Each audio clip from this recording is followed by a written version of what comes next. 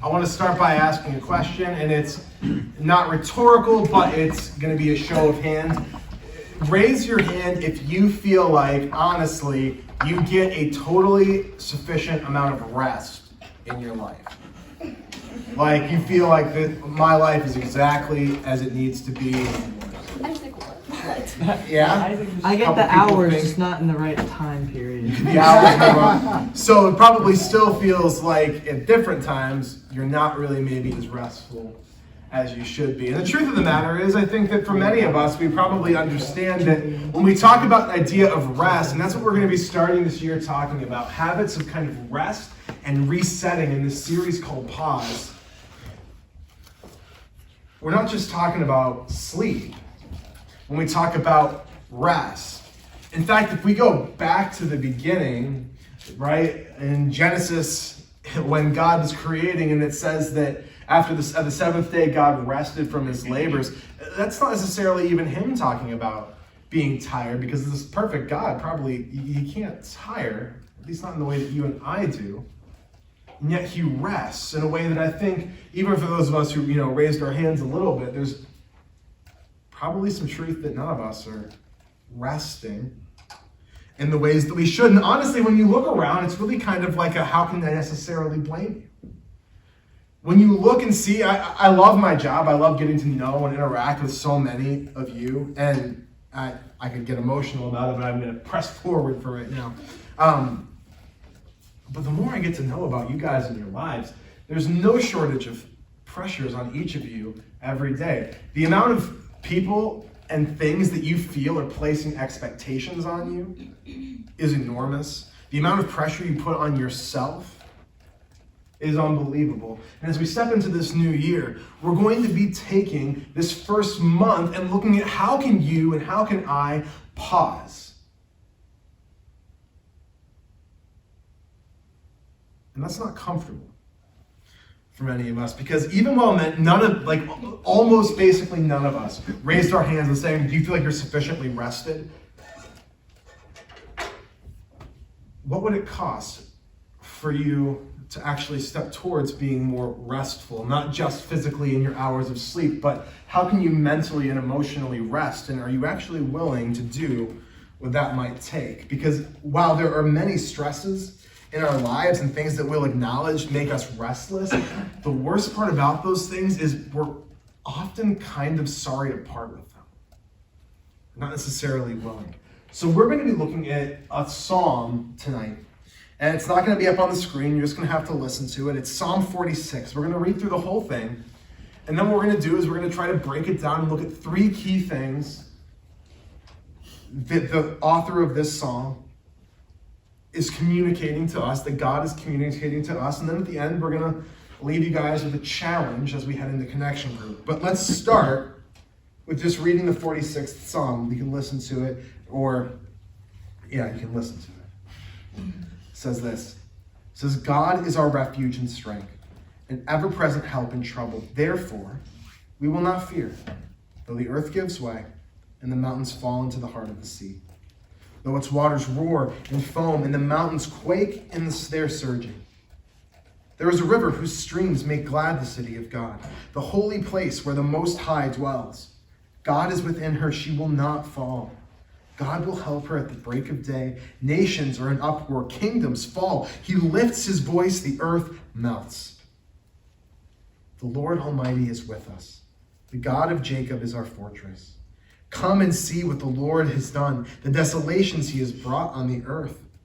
He makes wars cease to the ends of the earth. He breaks the bow and shatters the spear. He burns the shields with fire. He says, be still and know that I am God. I will be exalted among the nations. I will be exalted in the earth. The Lord Almighty is with us. The God of Jacob is our fortress. And this is the word of the Lord. So it's a lot, and my guess is maybe some of us zoned a little bit through part of it, and that's okay. We're going to talk about it. But we're going to ask kind of three questions here, or look at three things that in this psalm we see highlighted, and it pertains to you and to me in how and where we are seeking rest and refreshment. And one of the first things that we can ask ourselves when we look at the 46th Psalm is, where are you finding your security? Where are you running to?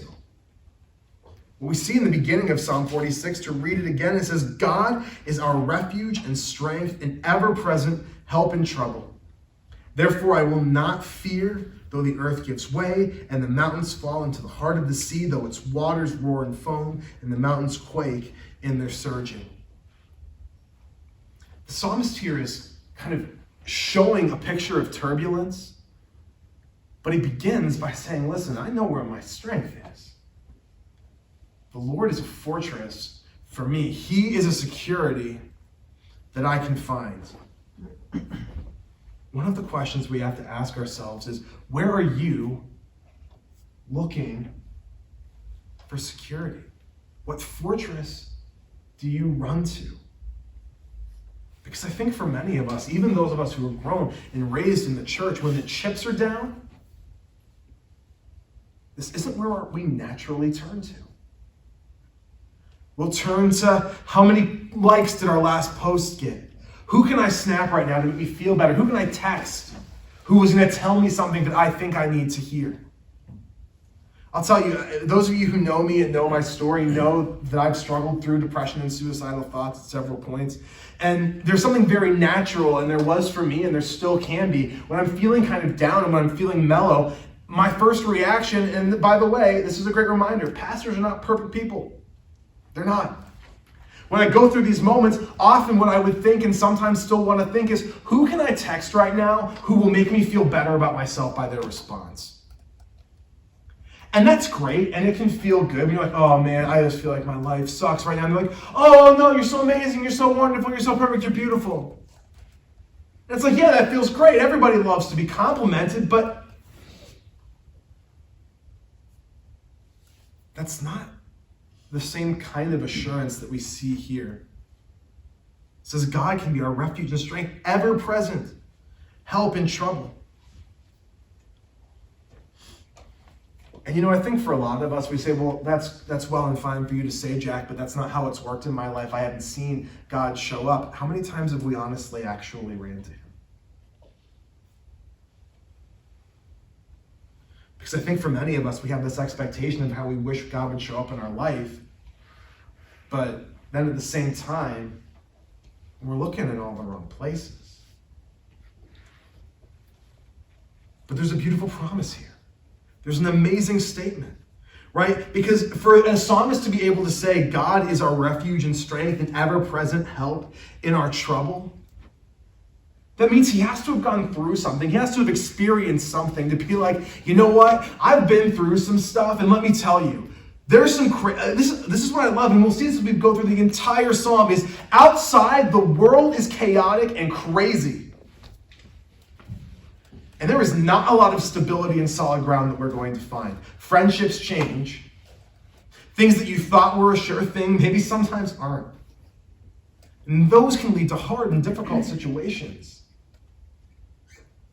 But what he says here, he says, listen, though the earth will shake, though the mountains will fall into the heart of the sea, everything else might be chaotic and may not be stable, but God, you know what? You actually are. I've experienced that. Maybe this is a psalmist who's run to other things. I tried this. I tried that. They couldn't secure me, but in you I can find fortress. In you I can find strength. Where are you seeking fortress? That's the first question. The second is, what's your expectation of stability? What's your expectation of stability? We see this also when we look in the psalm, and this is one of the things that when I read this is really captivating to me, and we touched on it a little bit. But just look here, in verses 8 and following, it says this, it says, come and see what the Lord has done, the desolations he has brought on the earth, which is kind of an intense statement, right? Because desolation is very rarely a positively attributed word. But then it goes on, it says, he makes wars cease to the ends of the earth. He breaks the bow and shatters the spear. He burns the shields with fire. He says, be still and know that I am God. We're going to touch on that verse 10 again.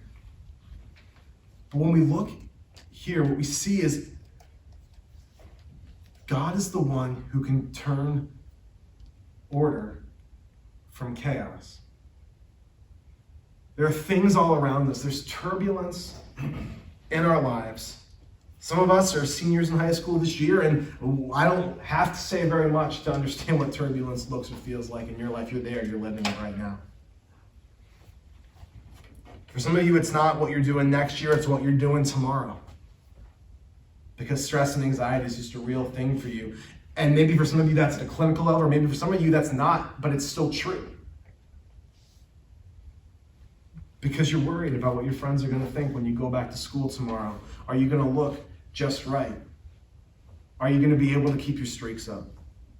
Is that person going to snap or text you back? Look and see what the Lord has done. He is the one who can take chaos and turn it to order. We try to control our own circumstances. We try to create the rules for our own stability. Right? How many times have you done this where you'll try to kind of make deals with yourself about how you think that your day and your life is going to go? Right? Well, if I do this thing, if I'm able to get so many likes on a post, for example, then I'm validated. Or maybe, listen, if this person talks to me, it's a good day. If they ignore me, oh my gosh, what a waste of a day that was. I mean, it's not even worth. Why do I bother? I'm not going to go here or there. We try to create our own stability, and what happens when you and I try to create the terms for our own stability is, I think very often, we end up in kind of a self-fulfilled prophecy, where we say, this is what I feel like I need to be stable, and then it doesn't meet the conditions, and you're like, well, that sucks.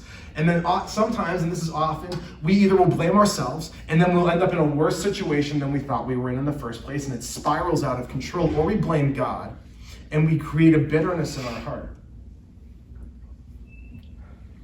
And then none of those situations is good. But when we look and see that in the chaos surrounding us, God is at work, and He is the one who can bring wars to end. He is the one who can turn bows and spears and shatter them to the dust. Are you seeking your stability in yourself? What are the ways that we're doing that?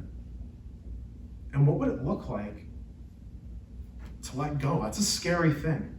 Because when you have your hand on the controls, no matter how bad the results might be, at least you can tell yourself, well, I can maybe make it better later. If you let go of the controls, you don't get to say that. But you're giving the wheel to somebody who is infinitely more capable than you or me. So we got to ask ourselves, where's our fortress? What fortress are we running to? Where is your stability? And the final question we need to ask ourselves is, are you making room to be still? And this is kind of the big one for us tonight. That verse 10 is such a kind of captivating verse for me, where it says, he being God, be still and know that I am God.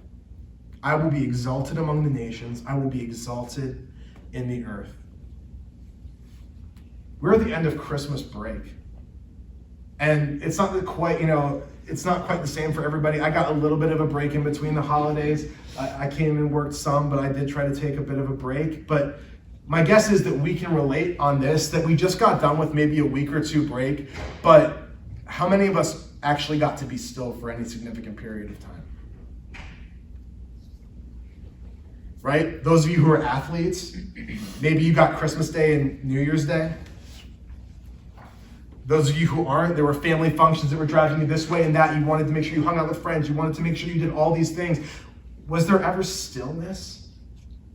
And maybe for you there was. And I'm not trying to necessarily paint with a broad brush that everybody had the same level of chaos. But my guess is that there was a lot of movement and not a lot of stillness.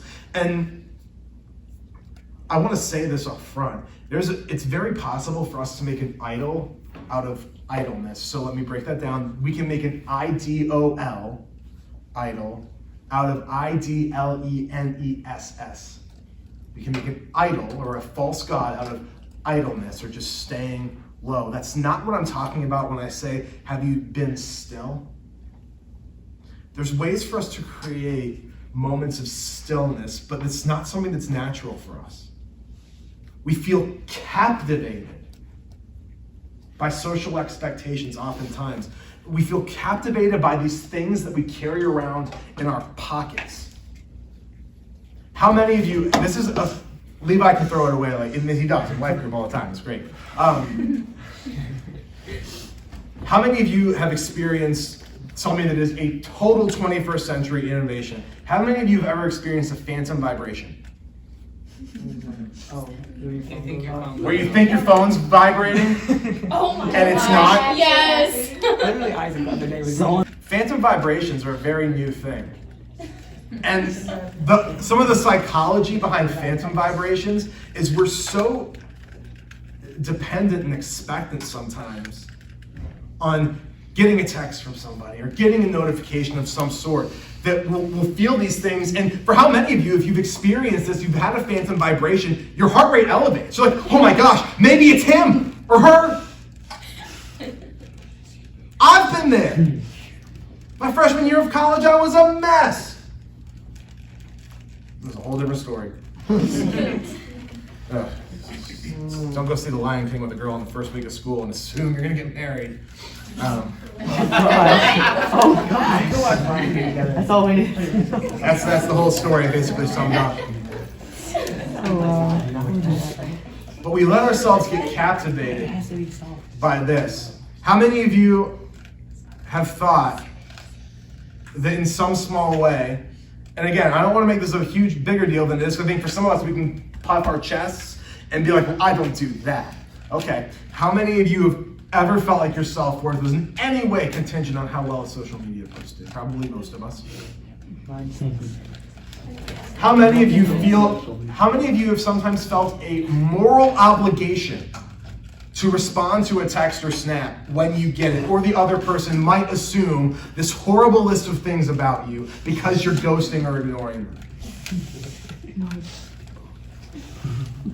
We are not good at being still. I read a book a while ago and it talked about this very thought that we have this, and no one likes to think about it like this, but here's what it ends up being more times than not. We have this self-importance issue. We think that we're way more necessary to the world than we are. Say, well, listen, if I don't text that person back right now, what are they going to think? They need my help now. No, they don't. The author of this book said that is a total fantasy. And it's a totally modern fantasy, too. This is such a 21st century thing. You guys are the first people in the history of human race that has been able to be essentially on demand at all times. And we've done it to ourselves. The anxiety that we so constantly feel as it revolves around social media, we do it to ourselves. Not just social media, it's with texting, it's with Snapchat, which is the social media.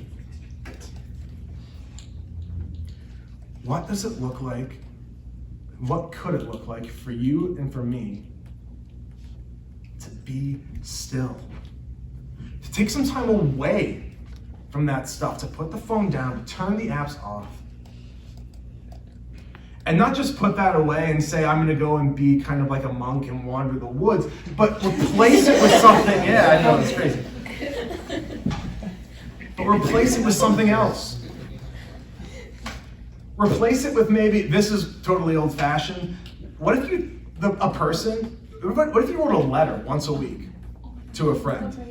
Like with your hands on paper, and then put it in a mailbox, and then ask your parents what a stamp was and put a stamp on it so that the person could actually receive it without paying money. What if you did that? What if instead of the time that you and I, listen, I know that we're all busy people, right? We all have a lot on our schedule, but we always do seem to have enough time to spend, probably, for some of us, this is actually, like up to 8 hours a day, cumulative time on screen time and social media. So it's not that we don't have the time. So what if we spent that time in prayer? Or what if we spent that time seeking God and His Word, trying to read our Bibles. That one thing that we all kind of, in our kind of churchly mind, wish we could do more of, but in reality, we look at it and we're like, yeah, maybe another time. This is the challenge that we're going to head into connection groups, and I'm going to lay before you. We're going to talk about it together. I want to challenge you guys, and this is a challenge that I'm going to take on myself, and the leaders are going to do as well, to take a fast from social media for the month of January. My guess is in offering that challenge, many of you are uncomfortable about the thought of it. That's impossible for me. You don't understand. No, it's possible. I do understand. And No, wait, it's and we're going to be in it with you. We're going to have some time to talk about our reactions to this and our thoughts about this in connection groups, and hopefully try to embark on this journey together. And what I want to say is, I really do want to challenge you guys to try this. Because I think that if you take time to actually pursue moments of pause, of being still, of replacing this time that we spend on things that genuinely only serve to often harm our mental health. Listen, the truth is there. We don't feel like we get enough rest. And rest isn't found just in 8 hours a day of sleep. It's found in something that is emotional and mental. Let's take some time to pause this month. Let's take some time to seek after the fortress that's strong, the thing that's stable. Let's be still and look after the one who is more amazing than we could imagine. The one who some 2,000 years ago went to the cross and died for you and for me because we were sinful and needed a Savior, and we didn't even know it. I'm going to pray for us, and then we'll go into connection groups and talk about this. God, help me to pause more, and help each student here to just take a beat tonight and ask the question, what would it look like for me to take time to be still?